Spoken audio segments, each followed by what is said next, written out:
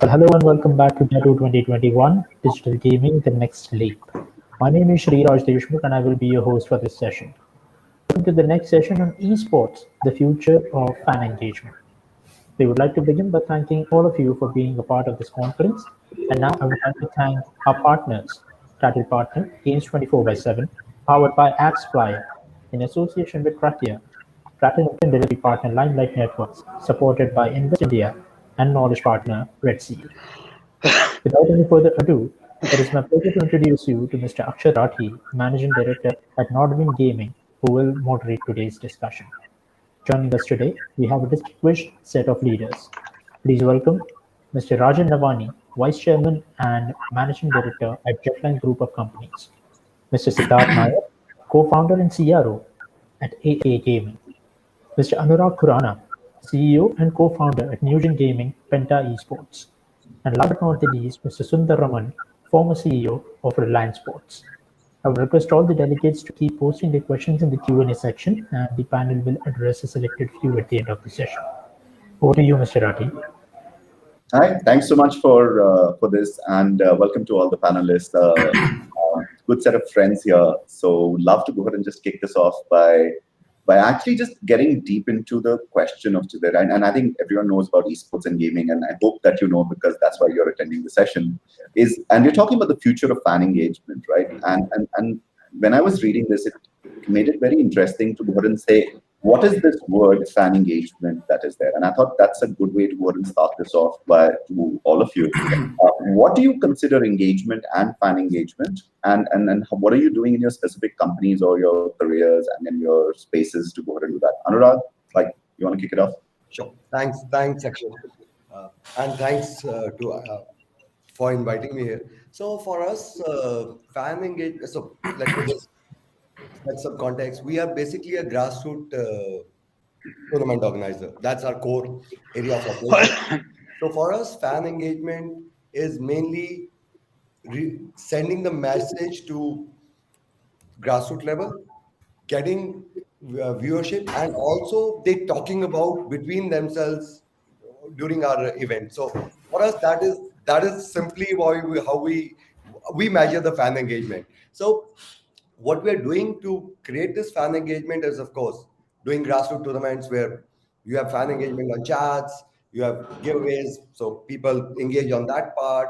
But more importantly for us, the major fan engagement happens on Discord for us, where people actually come and discuss not just the tournament, but what's happening in the world of gaming. So that's exactly fan engagement for us, man. No, brilliant. And someone like you, Rajan, when you have this plethora of, and there's so much that Jet does, and definitely take us through that. But across the board, is there something specific on fan engagement you look at, saying why is that important, and what is it? Yeah, thank you. Firstly, thanks for having me here. I am pleasure to always be part of the Ghetto yearly programs. Thanks, Akshat, you raised this. When you talked of this subject, right, esports as the future of fan engagement, and I'll tell you why I think esports really is it, right? So there's 6 things that I think esports really uniquely brings together, right? Technology, I think youth culture, social networking, entertainment, community, and I think most importantly, sportsmanship.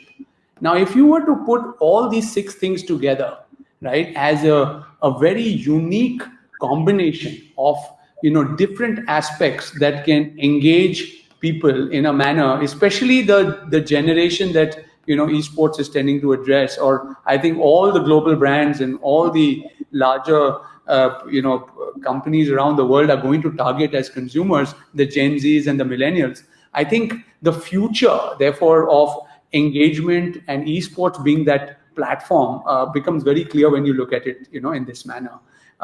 Again, what we do at Jet, right? So when we looked at gaming initially, we said that there needs to be an aspiration for a gamer to be able to, achieve the highest level of progress that they can make in a game.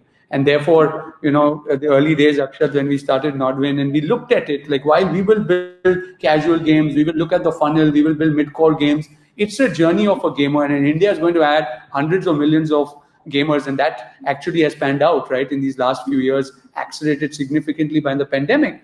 And then there is a point at which, they become professionals, and that actually completes a virtuous cycle of bringing the next set of gamers in, because those people start viewing how good players play, right? And I think the entire spectator mode that kicks in then brings about a method by way of which the people who are watching others play get inspired to play more, and the whole ecosystem of gaming continues to thrive from there. So I strongly believe that fan engagement ultimately in for a company like Jet results in also things coming back to us to add new gamers to our platforms.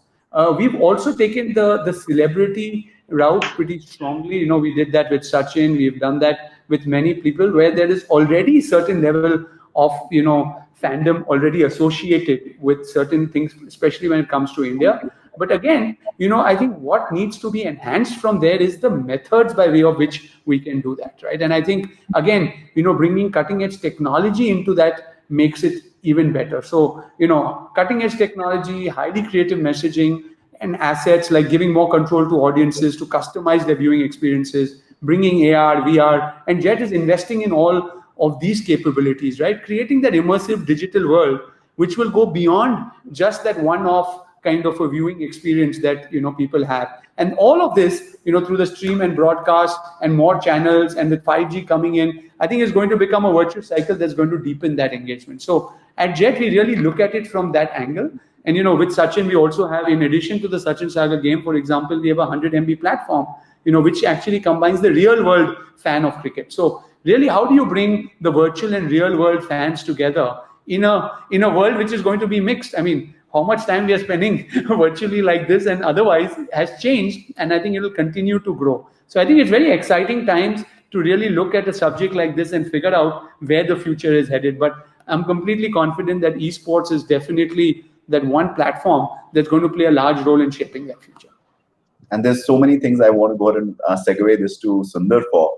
Sundar, you've looked at it from Reliance Sports and then looking at the IPL and going and building that. And we've seen across the world with football, we're seeing football dive very deeply with FIFA adjacent FIFA esports, and then but there are teams across the world that are actually buying Counter-Strike teams and whatever.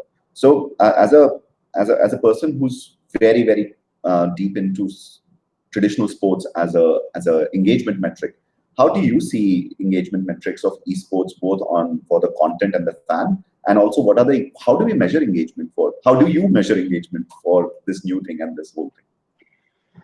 No, interesting. Firstly, what Rajan did refer to, I think there's a bit of an unshined diamond there. There's a bit of carbon which needs to be diamondized in my view. What they actually started is owning first-party data of a person like Sachin. I think that's where the engagement starts, right? And he's seamlessly combined that with a gaming experience and a real-life fan experience in 100 MB. Kudos to that. I think that's the starting point of any platform or brand. So Sachin stopped becoming a cricketer and started to become a platform, right? And that's the attempt, and that's a journey. Traditionally, fan engagement at a very, very simplistic level is you want more people to play, watch, or do any activity. But I would add the layer of more responsible, sustainable, and inclusive way. And that is very, very critical in my view, particularly in digital platforms where that responsible, sustainable, inclusive way tends to get sort of sidelined in quest for capitalism, if I may call that. If we actually do this in terms of getting more people to play more often in a more responsible, sustainable, inclusive way, it will allow for better monetization. And the second guardrail that I would put in this is the monetization should benefit the entire ecosystem and not remain capitalistic to the organization. So, for example, when you play a song of Dire Straits, right, the ecosystem of that Dire Straits song benefits from it, right? Whether it's the album, whether it is the recorders, whether it's the lyricist, whether it is the performer or the artist. In some part of the gaming industry, that is not existent, right? Take, for example, fantasy sport. KL Rahul goes and scores 100. KL Rahul gets nothing. Should there a derivative market for sports which will increase the engagement not only from the players who are playing, but also the contributors who are allowing you to play it, the creators who are allowing you to play it? And that's what I mean by a monetization model which benefits the entire ecosystem rather than benefiting only the platform or the creators. As you rightly pointed out ahead of the discussion during our the backstage chat, is owning and distributing a platform is very different, right? Today, esports is largely about distributing on a platform rather than owning a platform. And I think that will slowly start to move. From a traditional sports experience, yeah, FIFA has done that in spades. They've done it in a manner because the game is so large and the control on the game that they have is very, very large. But as more and more fragmentation happens to the esports space, there will be a cluster of people who want to own and contain those platforms. Therefore, an aggregator model or an individual model. Every sports team worth its salt today wants to be 365 days active and alive and engaged. They started off with the game. They started off with sidelights of the game, practice sessions. They started off with what players do in their rooms. Then players started to realize during the same pandemic, say, I can do all of this on my own. Why do I need the clubs or the team's platform to do it? Suddenly, they became a brand themselves. So I think this space is evolving. As an observer of the game and the practitioner of this craft, I think the sooner people move to owning and owning and managing their first party, the engagement metrics will start to become different, and they should start to share the wealth in a slightly more widespread manner to the creators as well as in the capitalistic manner that they should, and do it responsibly. No, and I kid you not. That's such a good segue to go to Sid. I did not go ahead and because I think Siddharth, you're doing a phenomenal work here. But quick housekeeping. I've just run a poll for everyone, which is they're given a choice what would you. So there is a poll tab. If any one of the attendees are there, just go ahead and click what you think is right. We'll continue. Let's go ahead and have this engagement in this chat also, in this session also for people. So Sid, taking up what Sundar said, having control of first-party data and as a content distribution and a content creation site, which is talking predominantly around gaming and esports, what do you think? Where are you at with this? You are muted. Sorry about that. Yeah. I completely agree with what Sundar said earlier, right? The digital economy is slowly going to move towards paying for quality content on the internet, and then owning first-party data is what I envision the future is going to look like for esports also. At AFK, engagement has been so subjective within this group chat itself. We've had like 3 different definitions of how we perceive engagement to be within esports, right? And AFK also, we've been following something that has, within AFK itself, it has gone through like 7 iterations of how we define engagement. And where we stand currently is in line with what Sundar mentioned earlier, is we're going to start doing quality content that we believe is going to be worth a reader's time, and we expect that they will wish to pay for it also. So slowly moving towards a website that's going to have registered content, that's going to have content that people will want to pay to consume. And like Sundar said, that it needs to be sustainable, right? So in order to do that, you need to start monetizing from the fan directly. And then you start compensating the writers accordingly so that they are incentivized to write good quality content. So that's how we envision at least the media space to progress within esports. And as far as definition of engagement for us goes, right, what we are going by at the moment, and this might again be iterative and change in the near future, is a user that wants to come back to our website and consume multiple pieces of content in a certain time duration behind a register wall. So that is a user that we consider to be engaged on the website. And so far we've been on the CPM model, and we've realized after having run this for almost 2 years that it's been good so far. It's not sustainable for us. It needs to be. It needs to move. We need to move away from that and start working with fans directly, keep them engaged, and work with them to ensure that everybody in the ecosystem, in the media space, progresses and benefits for us to be able to produce content, for them to be able to consume content, and for the writers to create content. So that's where we are moving in terms of engagement.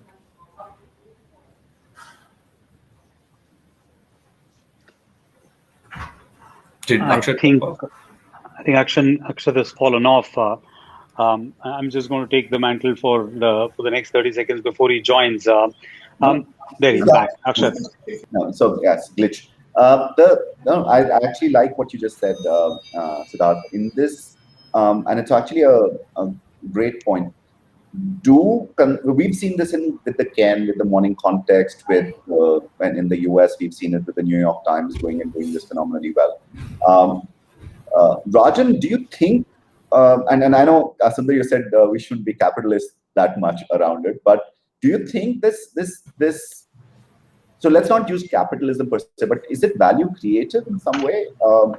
Whether in immediate revenue from monetization through subscriptions or chat, or do you think an Indian consumer monetizes? Because everyone's been always harping about this, that an Indian consumer doesn't pay anything. But I've been seeing some weird numbers and some aberrations around this where they do pay, like whether it be Battlegrounds India or Free Fire or Siddharth, yours website, or Anurag with you in the streams with people donating to streamers, and Rajan with you, which is that. Do Indian consumers, have they started monetizing? Really?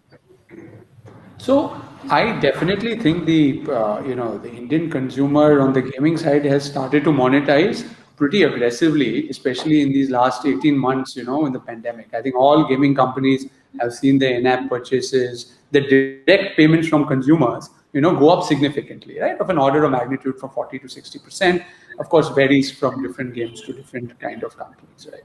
But at the same time, I think what has also enhanced is the engagement, right? And I think that's really where the value for most companies, most brands, what we talk of, those kinds of revenues, right, increasing for gaming companies, also have a direct impact there, right? So whatever was the duration, say our real cricket sessions, if people were paying for 40-45 minutes, now it's about 70 minutes. We are seeing a jump of nearly 40 to 50 minutes, every time they come to play. And it works specifically, Akshat, for those kinds of properties that are already on your mobile, things that you're already engaged with, right? Because if you can give a consumer good quality experience, right, they're going to engage deeper. Because today there's so much cluttered about discovering new things. So until some product is absolutely outstanding, right, it's hard to get discovered, right? And therefore, I think the fan engagement, you want to call it fan loyalty, whatever you want to call it, the deeper motive for a consumer or a gamer to engage with your game or with your product or with your offering.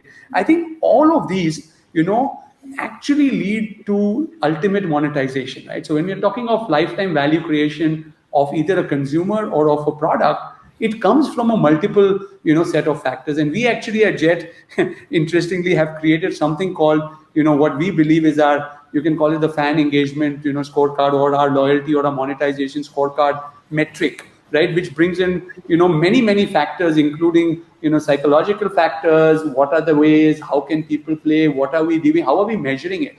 I think a great way is to have a direct connection with your fans or your consumers or your gamers to measure what they think about your product. I think we've completely missed that. So say we have about, 1.6 million people playing a day, even if we were to able to tap 200 people on that day and get direct feedback, I think it makes a massive difference, right?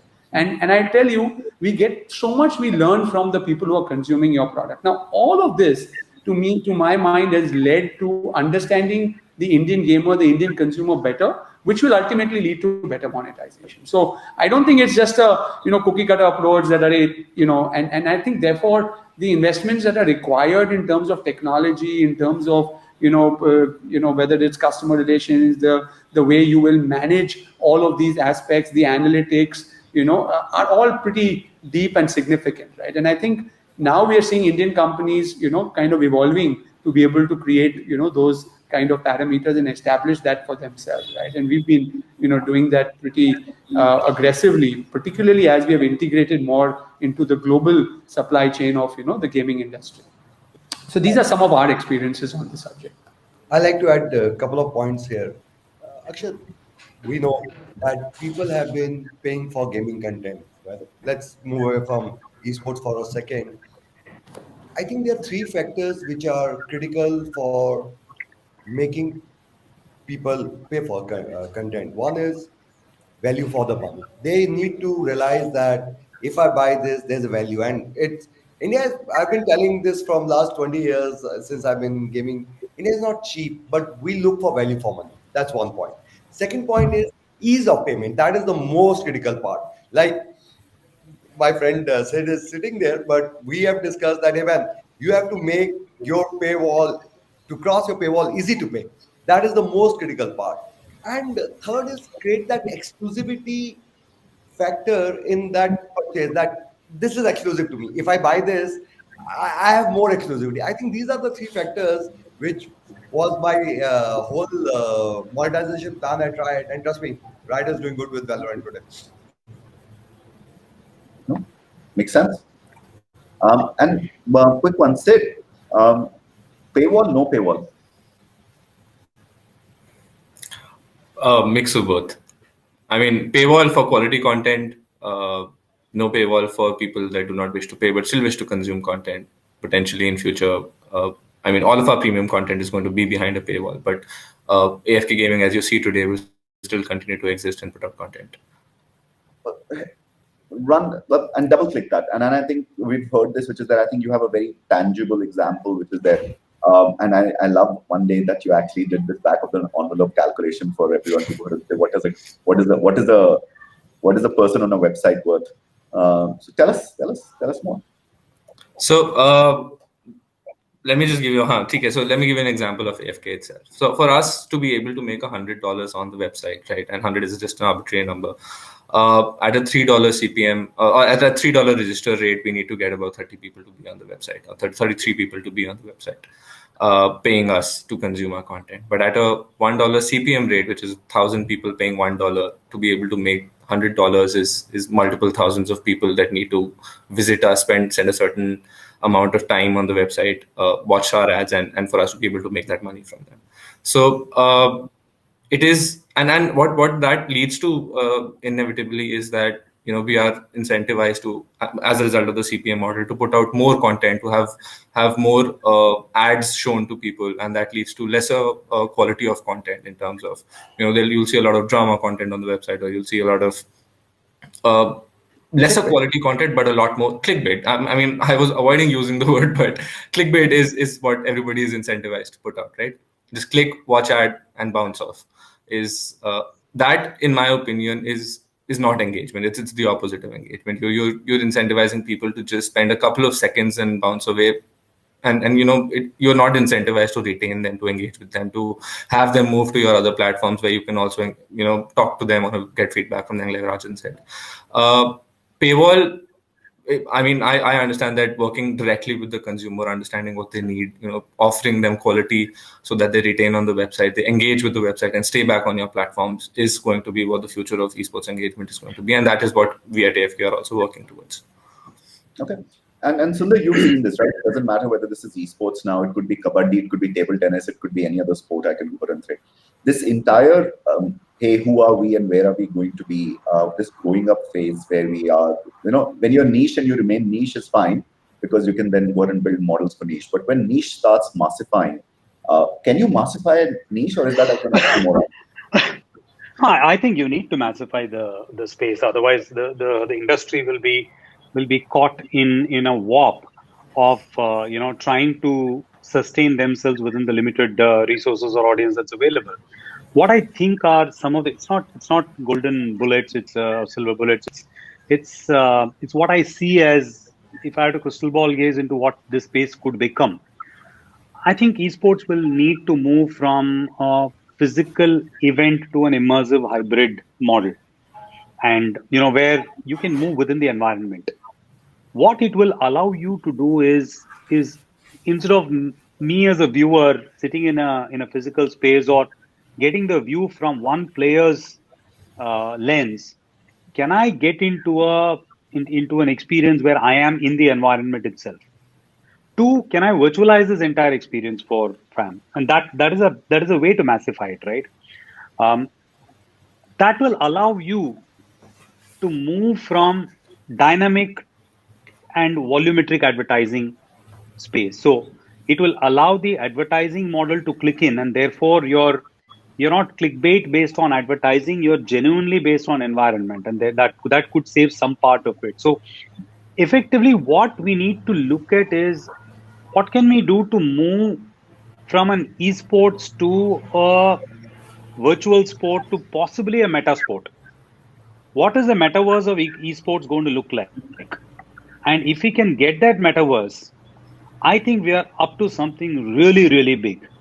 And esports is probably the entry point. It's like what I call the Michael Jackson of English music, right? Whoever wants to get into something which is outside of their home language, the first thing they listen to is Michael Jackson in those days. Now maybe boy bands these days, right? So you need to get esports to be that, where you get the journey from an esports to a metaverse for a consumer, for you to truly widen that base. And instead of doing a pay versus non-pay, the pay can be in very many different forms. The pay can be in an asset that you already own, which just unlocks. It's like a membership. If you own the Taj Chambers membership, you can walk into any Taj, right? And you get a table at the table, you get a few other access. So what is that equivalent of it you can own, which is used in everyday life, which allows you to get better monetization, allow more dynamic and volumetric advertising? I think those are the spaces which is hitherto unexplored, that requires the gaming experience to be far better. I mean, clearly, Rajan has to do better in real cricket, and the guys who are doing various forms of other cricket, they need to improve the gaming experience for people to be able to navigate into those metaverses as I see it. And maybe this is one of the. I have the results of the poll that came in. Although only 9 people voted, maybe anyone else who's not voted do vote. But the answer is Sundar. Most people still watch the IPL, but after that they watch BGMI and PUBG Mobile, the erstwhile PUBG Mobile. Some people watch Free Fire, and the last one is some people watch KBC, and nobody watches EPL. So maybe this is about the people who are actually sitting in the audience right now. We've just started another one also. I'm actually curious, Akshay, how far was the gap between IPL and BGMI? You can actually go see it. It's actually published. It's on the published tab on your right on the polls. The IPL is 25% and BGMI is about 20%. Okay. So the gap is still significant, though. Yeah, we've also started a new one. That is, would you ever pay? Have you ever paid for a gaming app or a stream on which is there? So let's see. While we're talking about it, what this number is. It's a yes and no, neck and neck. While we talk about the next section, which I wanted to go ahead and chat with you. Which is, do you need to control the end point of it? It's in the sense, I'll start with you again, because you didn't allude to it. Do you need to own the platform for delivery and distribution itself? We've seen this with there was the WWE, and then it was publicly available, and then they put it behind an app. You're seeing this very actively in the US markets, where people were, media rights were a certain large chunk of business, but eventually when this first party data became really important, the direct connection to the consumer becomes really important. And now that's where you're seeing Netflix and gaming come. Is it important? Where will this world go? Will distributors become publishers, will become game owners, or will game owners have their own apps that will go ahead and have distribution among them? Will it go both sides? Because everyone is running after that consumer saying, I want something directly with the consumer. So are intermediates even important here? And I'll personally tell you, from my point of view, I think they are. But are we running too fast and going and disintermediating this? Sorry, that's the mouthful. No, so the way I see it is, unlike in a tech business or a gaming business, the sporting federations don't have the ability to pivot their business. They are, at the end of the day, a sporting federation. Their job is to grow football or badminton or tennis or table tennis or kabaddi or whatever that you have, right? It is a question of newer streams of monetization that they are trying to evolve.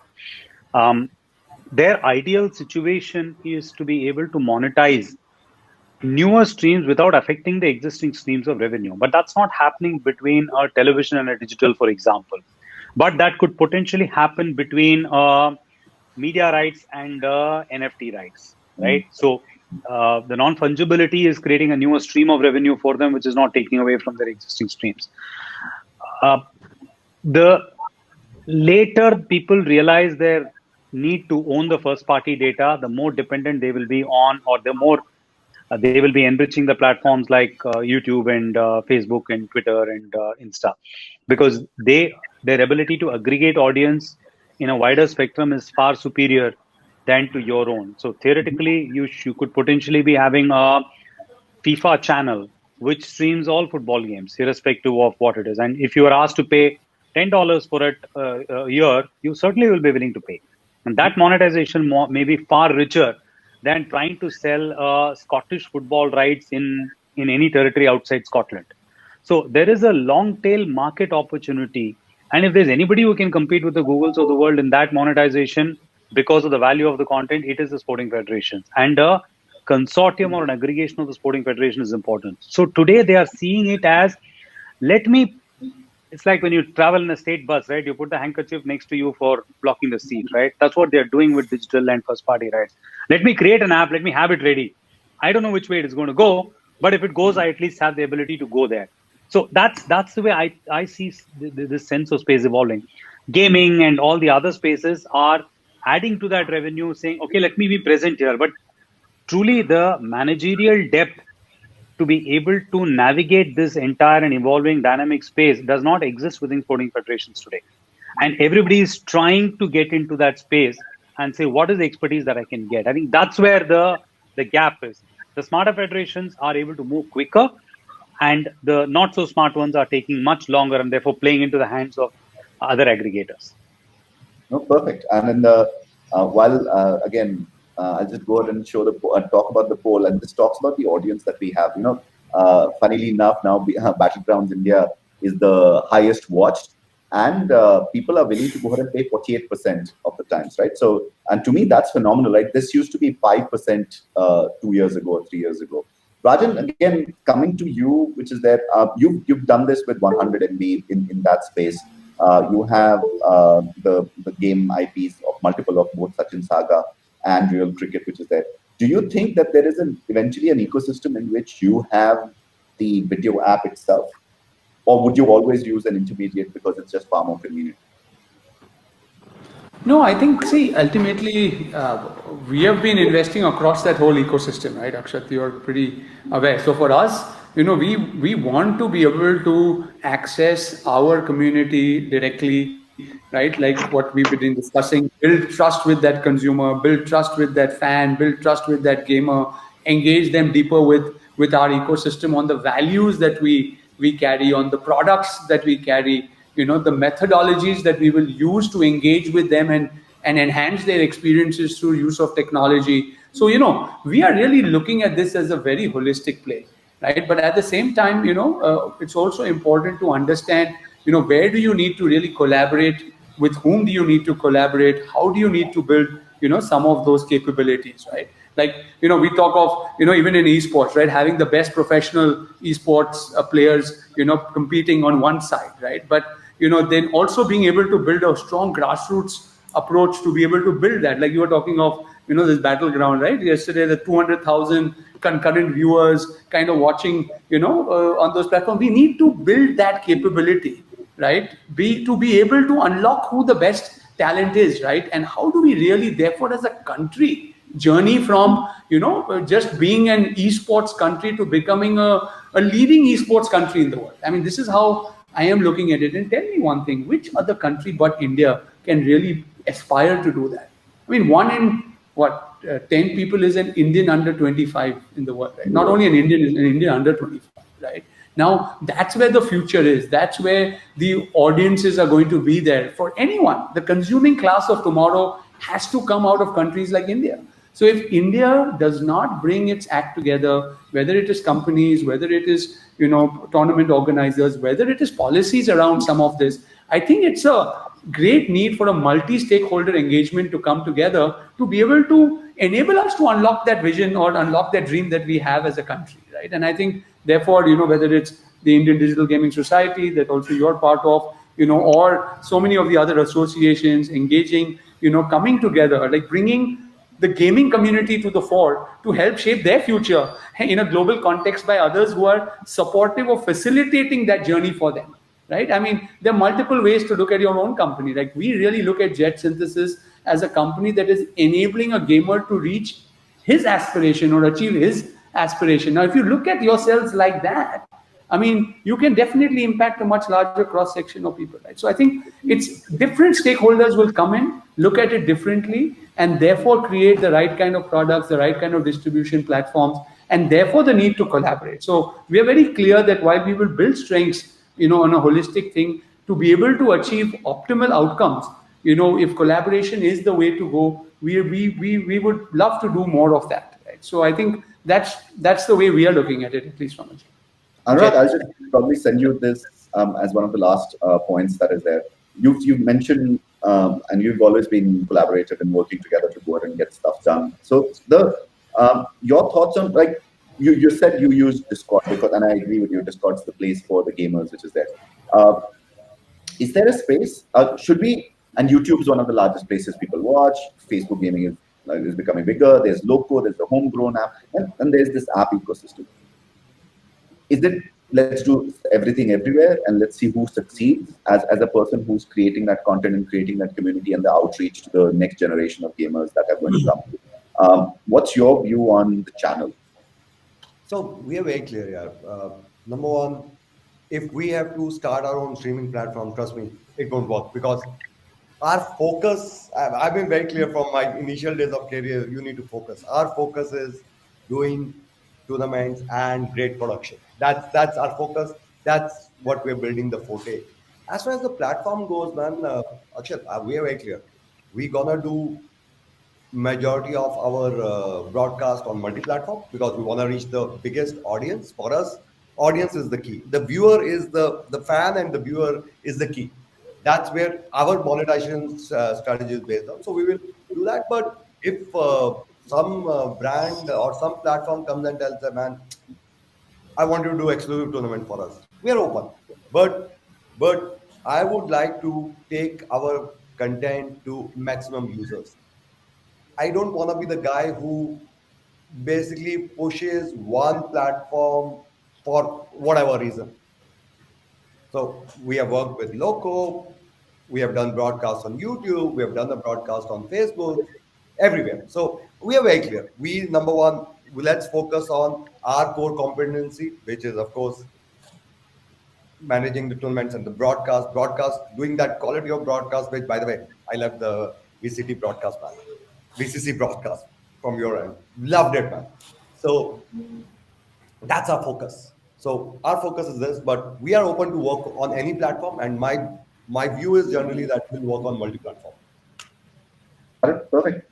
No, I think if there are any questions in Q&A, which I don't see a lot of them, I think we are also going to be running short of time soon. So any other points that anyone would like to go and say? Sid, anything else you think? I actually wanted to ask you, Akshat, on your opinion. The esports professor, as you're fondly referred to, what are your thoughts on engagement? What are your thoughts on platforms? Could we potentially see Nodwin exploring the technical platform market to broadcast their own tournaments, etc.? I don't think we should be doing the business of broadcast is commoditized right now across the world. You can buy technology, and the Akamai guys and the Bytego and the Kaltura guys will go ahead and give you all the technology to go ahead and do. And the cost of content production will keep on going higher and higher if sports media rights are there. Then the question which is there is the channel important right now? I think you cannot replace YouTube in the country of India. The kind of views that they can go ahead and do. It's just the same. You can't replace Star Sports in the country of India. You can try, and everyone else will go ahead and do. Viacom is going and launching its a sports network, and Sony has always tried, and other people have tried. But there is a power to being star, right? And it's not easy to go out of that. And it doesn't matter how much money they give you. Sometimes just the power that they are star and the kind of distribution that they can go ahead and bring is phenomenal. And in the formative years of esports now, having a wider distribution and a larger distribution, like Sundar was mentioning, is going to be imperative. Now, is that the answer I will give you in 10 years' time? I think we will go to evolutionary down there. Eventually, media rights will start capping out, and then the ability to go ahead and someone will come up with the idea that having first-party data with your own consumers is great, and there's $3 billion to go ahead and build something. But the cost of sitting on that table is that. The cost of sitting on that table is that it is going to be a merger and acquisition where you can buy something really big. I don't think making something big in that is there. I think gamers have far more choice of building that. And whether that is going to be Netflix tomorrow or Discord tomorrow or TikTok tomorrow, if it ever comes back to India, I don't know. I hope it's Rajan's app, and then we can all go ahead and get to and Vic is there. But I think, again, it's what Rajan said. Collaboratively, there is going to be a way that we can go ahead and come up with something. But in the intermediate stage, which is now to about the next couple of years, it's not the space which is there. China's too far away. I know everyone keeps on giving me China examples of Bilibili and Huya and Douyu, and I'm saying, like, there is no Google in China. Like, there is no little small things like that matter. Which is their Google is their Google, not the world's Google. And India's Google is Google, unfortunately, right? So let's not go ahead and remove that. And we have a Disney now, and we have this. And I think the world will join together in one or multiple models where communities will be going after content that they like. And we are seeing that, there is very recently, I just heard about something. There is a Haryanvi Ragini app called Stage, right? And it has paying 30,000-40,000 subscribers that are there. You will find communities going and aggregating around things that they love. They will monetize. They will put and give fan engagement. And tomorrow, is there a Clash Royale app for watching? Maybe it's going to be the Clash Royale app. Maybe that's the place where everyone will go ahead and watch this. Maybe it's going to be a Supercell app where you can watch different things of Supercell. Maybe it is not going to be there. It is going to be people who like cosplay app. And that's the biggest community that actually likes that. I think people will coalesce into different paths. Don't know. But I do know that it is coming. And right now, working collaboratively with the people who are building that and who are focused towards going and doing that is extremely important. Got it. Sorry, long-winded answer. As always. But thank you so much, gentlemen. As always, it's such a pleasure. I will leave you to this one little question. And I'm doing this because my friend Anurag asked me that I should do it. Esports is supposed to be a really young people's game. We have 1, 2, 3 men with beards, one person who never grows old, and one person who is very, very young in there. So, Sid, what do you think? Why is this happening that older grown men are getting into esports? You had to put me on the spot with that one, didn't you? I mean, I'm enjoying the influx of experience in the industry. As far as, experienced people like the four of you, help newer generation that understands the ecosystem, build around it. I think it's all good. I just hope, and there are examples of that also, that people see opportunity and they want to do something but do not understand the ecosystem very well. We will have to be very careful with such people. But as far as there is experience and there is business knowledge that gets inculcated within the esports ecosystem to kind of bring structure to it, I think, at least from my point of view, it's more than welcome. And it's good to learn from people, right? So I mean, you work with people who bring different perspectives. Like Sundar brings the traditional esports perspective. You've built esports as a industry in India, so you understand the investment and the mergers and acquisition aspect very well. Anurag comes from his experience from publishers. Rajan comes from his experience with running multiple companies in his group, Jetline Group. So I think that experience is more than welcome at this point. I just hope that the esports aspect of this ecosystem continues to remain, and people like me can offer that to the ecosystem. Well said. Thank you so much. And with that, Sriraj, we are up to you. Over. Thank you so much, everyone, for an engaging discussion. And a special thanks to all of you for being here and taking out time and making this possible. Thanks a lot. And another thank you to all the delegates as well who are here with us today. Thank you so much, everyone. And I request everyone to stay tuned for the next session, which is coming up soon. Thanks everyone. Thank you. Thanks. Well done, Akshat. Thanks.